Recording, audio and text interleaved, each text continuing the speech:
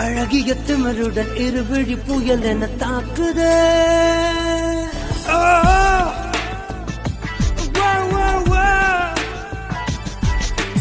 ஒரு முன்னை கொளுத்திய சரவடி உயிருக்குள் கேட்குதே. Oh yeah, oh yeah, yeah, yeah.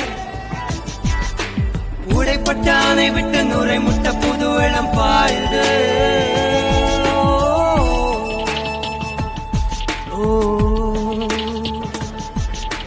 நெரிசல நடுவில் கவிதையின் தரிசனம் நீடுது.